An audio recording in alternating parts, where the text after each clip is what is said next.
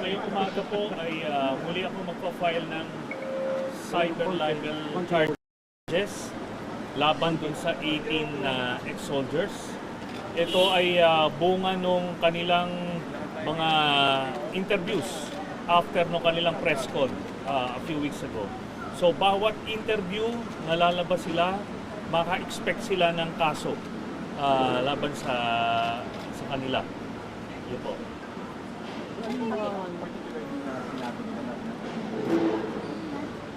Na yun nga, nagbigay ako ng pera sa ICC, na tumanggap ako ng mali-maletang pera at kung ano-ano.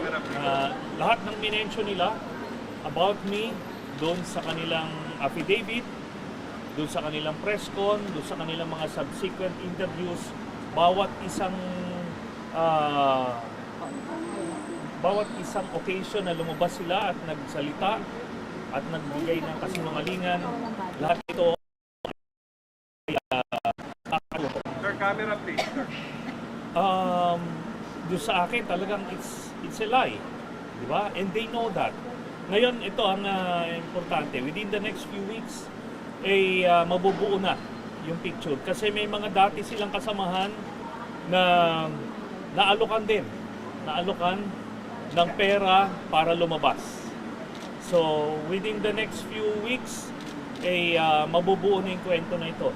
At meron na sa kanilang iba na na bumibigay na at malapit na magsabi ng totoo. Yan po yan. Ilan po yung mga sinasabi niyo na alukan din na mga kasama nila? At least 5 yung no mga dati nilang mga kasamahan. So inalukan din ng pera para lumabas. Pero hindi nila tinanggap. So yun ang dito. Sir, nasa active pa po ba yung 5 na ito, sir? Or mga retirado lang? Meron nasa active, merong mga retired din. Sir, tatayo po sila against this people? We'll see. I will not preempt their moves. Pero dito sa mismo sa 18 na to, may mga umamin na talagang wala silang alam. Okay, kaya nabubuo na yung picture dito. At tinuturo nila kung sino yung nag-alok sa kanila, sino yung nagdidikta kung ano yung sasabihin nila. Yan po yun. Sir, sino po ito, sir?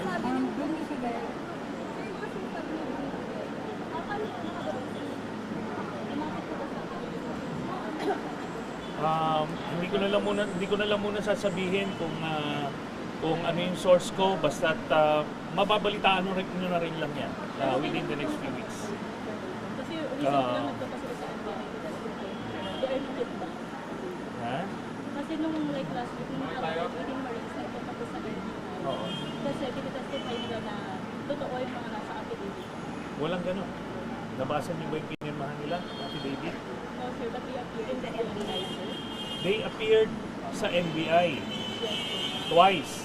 Yung pangalawa, di ba in-interview sila individually. So nakita nyo na yung pinirmahan nila doon? Hindi pa. So darating tayo dyan. Basta may mga umamin na hindi nila alam kung ano talaga yung mga isinulat doon sa original affidavit nila. Yun po yun.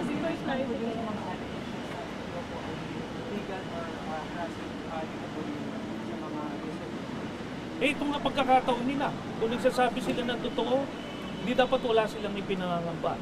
Di ba? Ganun lang yan. Ako, I've been in this road before. May mga allegations ako. Di ba, nilabas ko sa media, kinasuhan din ako. E di doon ko nilabas yung aking ebidensya. E di ngayon, na-dismiss na ang karamihan. Diba? So ito yung pagkakataon nila. Kung nagsasabi sila ng totoo, di ito yun. Dapat wini-welcome nila. Sir, just for clarification, nakatanggap kayo na ito sa 18 Marines ay gusto ng buhay. Yun po ba information na yun ay natanggap nyo after nila mag-appear sa NBI? Yes. So yun po yun. Okay? So, yeah. Sa plano po ninyong pagsasampa ng Diyos po sa cyber, paano niyo susunod na makikita ng publiko bilang pananakit ko? Anong gagawin ko? Lulunukin ko yung mga kasabihin nila. Di ba? dapat alam nila yung pinasok nila. Na pagka gumawa sila ng ganyan, merong consequences yan. Di ba? Hindi pwedeng gano'n na lang, magpe-press con ka tapos gigibain mo yung mga reputasyon ng iba't ibang tao tapos okay ka lang, uuwi ka kung magkano man yung na ipangako sa'yo, dala mo. Hindi pwede gano'n. Ganun lang po yan. Parang pagkakakilan sir nung sinabi niyo sa kulang o nagkaroon sa mga grupo, sa grupo to para lumabas. Hindi ko na lang muna ipe-preempt, ano, pero lalabas siya within the next So, few nasabi days. ba nila yung amount? Magkano yung inasal? Sinabi nung mga dating kasamahan nila. Magkano sir yung breakdown? Hindi. Basta hindi ko na lang muna ipe-preempt, darating tayo dyan at may ongoing investigation. Senator, Okay. yung babaliktad dun sa 18, Meron. okay. Meron dun sa 18, tapos meron dun sa mga dati nilang kasamahan. Ito yung sinasabing 100. I'm not sure. Basta meron mga ganyan. Darating dito, darating tayo sa punto na yon na ilalabas nila kung ano talaga yung totoong storya na nasa likod nung presko na yon. Okay? So,